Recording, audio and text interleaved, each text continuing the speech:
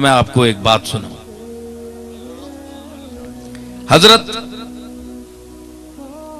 अब्दुल्ला इब्न मुबारक के दौर में हजरत सुफियान सौरी बहुत बड़े फकी, सहाबा का दौर भी उन्होंने देखा। इमाम अबू हनीफा जैसे लोग उनकी बड़े ख्याल करते थे, इज्जत की निगाह से देखते थे। इल्म, अमल, तकवा, जुहद का शहनशाह बेताज कि दुनिया उसके चेहरे को देखती थी, उसके अमल को देखती थी। और बड़े बड़े जो जाहिदान मुर्ताज थे, बड़े बड़े जाहिद थे, वो रश करते थे कि ये सुफियान को अल्लाह ने क्या मकाम दिया।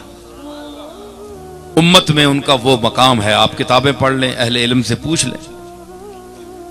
तो उनके मोहल्ले में एक ऐसा इंसान जिसने कभी कोई नेकी नहीं की, सारी उम्र बदकारी में गुजारी, जितने किस्म के गुनाह हैं उसने सारे किए और सारी जिंदगी गुजर गई,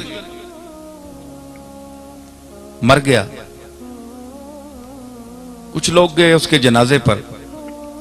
हजरत सुफियान सौरी के दिल में यह ख्याल आया कि ये तो बड़ा शराबी और गंदा इंसान था और सारी जिंदगी उसकी गंदे माहौल में गुजरी और बदनाम तरीन है इस शहर का। मुझे जेब नहीं देता कि मैं उसके जनाजे में जाऊं। मेरा तकवा, मेरी ख्याल आया, हालांकि उन्होंने तकब्बुर नहीं किया, बस अल्लाह ने पकड़ लिया। आदमी दफन हो गया। रात को हजरत सुफियान सौरी ख्वाब में क्या देखते हैं कि अल्लाह फरमाता है कि सुफियान, तूने बड़ी इबादत की, बड़ा तकवा किया, मुझे पता है, लेकिन वो भी मेरी मखलूक में से था। तुम्हें पता नहीं है कि मैं आमाल का बदला देता हूं और गफूरुर रहीम भी मैं ही हूं। यग़फ़िरु लिमन यशाअ व युअज़्ज़िबु मन यशाअ का मकाम भी मेरे पास है। अगर अपने तकवा और आकिबत की खैरियत मनानी है तो जाओ उसकी कब्र पर हाजिरी दो, जाओ उसकी कब्र पर। हजरत सुफियान सौरी उठे घबराए हुए, सुबह की नमाज के बाद उसकी कब्र पर पहुंचे और वहां अल्लाह की बारगाह में दुआ की, हाथ उठाए, फरमाया गफूरुर रहीम, तू माफ फरमा, मुझसे गलती हो गई, मुझे भी माफ फरमा और इससे भी माफ फरमा। अर्ज की। अब जनाब वो तो अगला मामला अल्लाह जानता है क्या हुआ, लेकिन जब ये ख्याल आया कि ये बदनाम तरीन आदमी है तो अब इसके मुतल्लिक कुछ पूछा जाए कि इसने क्या अमल किया कि जिसकी वजह से मुझे इताब में लाया गया, मुझे अल्लाह ने यानी ये हुक्म दिया कि तेरी इबादतें सब खत्म हो रही हैं अगर वहां नहीं जाओगे तो। उसकी बीवी के पास आए, पूछा, सुनाओ इसका क्या कोई अमल था।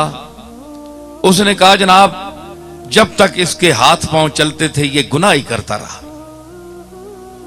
कभी इसने नमाज नहीं पढ़ी और जो दुनिया के अनवा व अकसाम के गुनाह हैं, खताएं हैं, सरकशियां हैं, ये इस शख्स ने की है।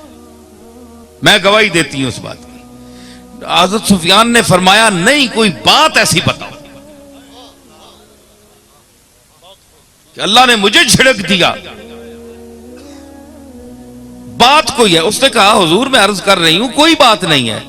फरमाया, गौर करो कोई बात। उसने कहा, हां सकरातुल मौत में जाने से पहले कि जब इंसान का मुंह खुल जाता है, आंखें टिकटिकी बन जाती है, वो सकरातुल मौत होती है, उस वक्त तौबा कबूल नहीं होती। ये हदीस में भी है, हुजूर ने भी फरमाया। इससे पहले का जरा आलम था जब होश में था वो, तो उसकी आंखें आंसुओं से भरी हुई थी। ये बीवी कह रही है हज़रत सुफियान से, मैंने देखा उसकी आंखें आंसुओं से भरी हुई थी और आसमान की तरफ आंख उठाकर देख रहा था और कह रहा था कि ऐ आसमान और जमीन के मालिक, उस शख्स का कौन है तेरे सिवा?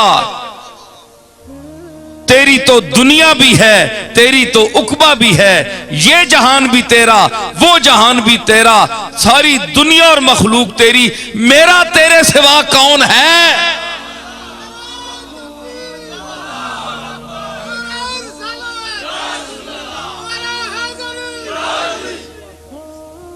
बस उसने कहा, ये जुमला उसने कहा, और उसके फिर सकरातुल मौत का आलम तारी होगा, उसकी टिकटिकी बंद गई, मर गया। बस हजरत सुफियान ने फरमाया कि ये जुमला उसकी बारगाह में कबूल हो गया। गुनाह बख्श दो,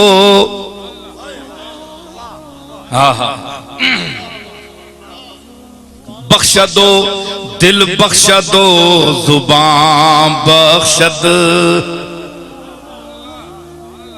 निगाह बख्श दो, दिल बख्श दो, जुबान बख्श दो, चिराग गुनाह न बख्शद, कसे के जान बख्शद।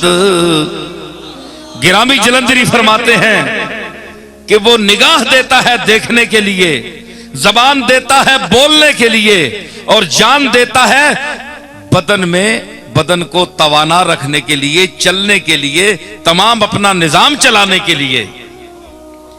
चिराग गुनाह न बख्शद, कसे के जान बख्शद। वो गुनाह क्यों नहीं माफ करता जो जान बख्शी कर देता है?